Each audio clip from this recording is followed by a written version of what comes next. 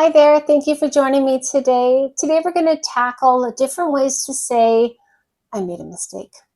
It happens all the time. I mean, no one's perfect. We all make mistakes. But you have to say you made a mistake in a very professional way. So I'm going to give you lots of synonyms depending on different situations, depending who you're speaking with, on how to say I made a mistake and still sound professional and still sound capable. Okay, let's jump in. For those of you who don't know me, I'm Melissa B. Duarte. I'm the author of the Global Business English Mastery Series. Let's get started. So the first one is, if you say I made a mistake, this is really good. These phrases here are soft and they're responsible. They're really good for team settings, dealing with bosses, dealing with clients. So you could say, oh, that one's on me. And if you say that one's on me, it means that mistake was my mistake. So you're taking full responsibility for that. That one's on me. Another one would be, and this is a bit more formal, I take full responsibility for that. I mean, you don't want to skirt around an issue of making a mistake. You want to be accountable, and that's totally fine. You're not a robot. You make mistakes, and people are going to appreciate you 10 times out of 10 for just saying, I'm responsible for that. I take full responsibility for that. The next one is, that was an oversight on my part. Now, oversight is a great little bit of business English. Oversight means mistake, but it means I was so busy, I was doing so many other things, I missed that. So an oversight it's a synonym for an error. It's a synonym for a mistake. But by saying oversight, that was an oversight on my part, it means the same as that was a mistake on my part. But it's saying that I was so busy doing such high-level things, I made that mistake. So, and again, there's psychology that comes along with words. If you say that was an error on my part, that was a mistake on my part, both mistake and error are negative words. So the tone is negative. People are going to see you probably in negative light. So just say, that was an oversight on my part. You're not saying those negative words, and that issue is going to be gone. The next one would be when someone highlights, oh, you know, in this presentation, you missed something, or there's an error here. And you can say, oh, I missed that. Thanks for catching it. And so I missed it, meaning I missed that in my review, because it's very important to review things, but I missed that one part. Thanks for catching it. And so you're appreciating the fact that they brought it to you. The next one would be oh, I realized I made an error there. Let me jump on that right away. Let me fix that right away. So you're saying, oh, I realize there's a mistake there. Don't worry, I'm on it. I'll fix it right away. Next one would be, I let that one get right past me, meaning there's a mistake and the mistake went right past me. I was focused on other things. I was doing it too quickly. And then say, don't worry, it won't happen again. So I let that one get right past me. Don't worry, it won't happen again. Okay, these next ones are a little bit more casual, but still very professional. A good one would be, I dropped the ball on that one. And to have the ball in business English means you're holding responsibility for something. It's really important. So if you drop the ball, you dropped your responsibility, you failed in your responsibility. So just acknowledge, I dropped the ball on that one. It just means I made a mistake. I missed the task. I did not fulfill my end of the bargain, my end of the responsibility. Another one would be, I messed that one up a bit. Let me fix it. And to mess something up is you make a mess of something. You made a mistake. Again, you're not using the word mistake and you're not using the word error. And this is important in business English, the psychology of words. Don't say negative words, because those will kind of be a title on your forehead for quite a while. So just say, I messed that one up. Let me fix it. Another one would be, that didn't go as planned. Let me go ahead and fix that for you. So it means you planned something a certain way and it just did not pan out the way you wanted it to. I'm using a lot of phrases and a lot of vocabulary here, which may be new for you. Don't worry, in the comments of this video, I'm going to include a PDF that includes all these phrases and all the words I'm including also. So you can download it and you can study it as well. And another one would be, if you make an error because of scheduling or putting something in the wrong area, you call that a mix-up. Again, you're not saying mistake. You're not saying an error. You say that was a mix-up on my end. On my end means it was my responsibility. And it's a mix-up. I just mixed two things, or I got something wrong. So that was a mix-up on my end. Okay, so the next little bit here is when you're fixing an error. You've already made an error, you're already aware of it. So you're already in the process of fixing it, or you've already fixed it. So there's a couple phrases you could say with something, someone brings something to your attention, a mistake or an error you made, but you're aware of it, you're already fixing it, or you've already fixed it. So this is what you say. You can say, I've already taken steps to correct it. You could say, I fixed the issue. I've put into place a better process going forward. That's now resolved. Thanks so much for your patience. That's a really nice one. Saying someone comes to you, oh, there's a mistake here. That's all resolved. Thanks for your patience. And people are, by saying that's all resolved, it means I'm dealing with it. I've solved it. It's done. Let's move forward.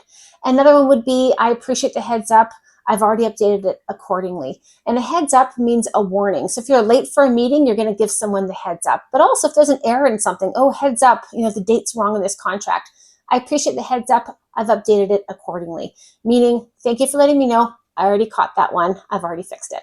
And the last one would be, it's sorted now. Thanks again for flagging it. So a flag, like a red flag, everyone knows that word or that collocation. So a red flag is a warning sign. So it's sorted now. Thanks for flagging it. Meaning someone flagged it before you, or I flagged it myself. I found it. It's already been fixed, but I appreciate you bringing it to me. So you're appreciating the person taking the time to tell you about this.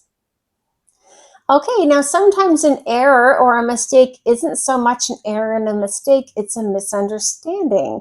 And, and it's okay to say, no, that's a misunderstanding. That's not a mistake. It's okay to define that and put that in the category, because you do have to defend the work you do and the great work you do. So a great one would be like, listen, it looks like I misunderstood the instructions. And so you're not saying I made a mistake. This is what I understood of the instructions, so this is what I did. So it looks like I misunderstood the instructions, or I misread the timing. I misread the details. Totally my doing. I'll fix it.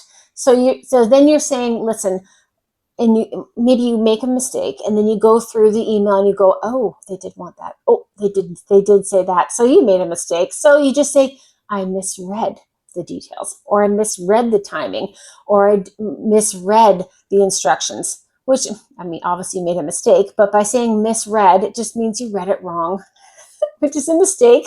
And it's a funny word to use, but it does work.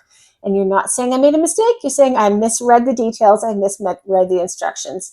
It's a good one. Another one would be if it truly was a misunderstanding. And so they're saying, whoa, you should not have done this, or we did not need this, or this is done incorrectly. You say, oh, I was under the impression that... You say what your impression, but I see now that I was off. And so you're saying, I was under the impression that this is what we're doing, but now that you've explained it to me, I see that I was off. And off means you were off topic or off track. You didn't quite have it correctly. And the last one would be sorry or apologies. I was working with outdated info. Again, to say sorry or to say apologies, you kind of want to avoid this a little bit in business English, because it does put so much accountability on you.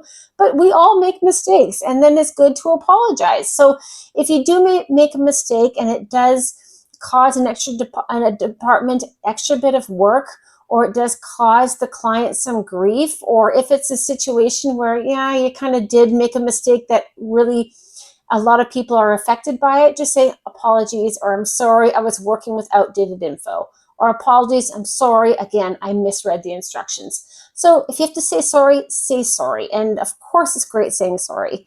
Don't overdo it, because you do need to still hold your professional ground. Okay, so those are my tips, but before we go, I'm going to leave you with a couple idioms and phrases that we use in business English to talk about mistakes. I mentioned earlier in the video, I'm the author of the Global Business English Mastery Series. You can see my books up there on my shelf, and they deal with idioms and phrasal verbs. They're huge books. There's a huge amount of content. There's thousands of words and terms for business English in those books. And I'm trying to highlight as many as I can in these YouTube videos. But here I'm going to give you 4 that really do speak to making mistakes and errors in work. One is drop the ball. I mentioned it a bit earlier, but drop the ball means I had a responsibility and I failed on that responsibility, or I failed to act on something. So I really dropped the ball on that deadline. You didn't meet the deadline. you dropped the ball. Next one is a slip up. And a slip up, or it can also be a verb. I slipped up. That was a slip up. So when phrasal verbs become very common, like slip up, meaning I made a mistake, they often come together, or they invert, or they hyphenate, and they'll turn into a noun or an adjective. So you can say that was a slip up, means that was a mistake, or I slipped up, I made a mistake. So I slipped up on my part of that report, meaning I made a mistake on my part of that report. Another one is to own up to something. And to own up to something is to admit. So let me own up to that. That was my oversight. So if you're in a big meeting and saying, oh, someone fed the client the wrong date, or someone didn't lock the door when they left the store, or some mistake happened, you can say, let me own up to that, meaning I will take full responsibility. That was my doing. That was my oversight. And the last one is a mix-up. And again, this is a phrasal verb. You mix up, you get things in wrong order, or a mix-up. You're going to hyphenate mix and up, and that's a noun, meaning my confusion, my error. So sorry, there was a mix-up on my end, or sorry, I mixed up the dates. And those are some great phrasal verbs and idioms you can incorporate in your business English vocabulary. Again, top of the comments, I'm going to include a PDF with all these phrases, all these bits of vocabulary. I hope you find this useful. Thank you so much for watching. If you did find my video useful, please, I encourage you to subscribe and like to my channel. Thank you so much.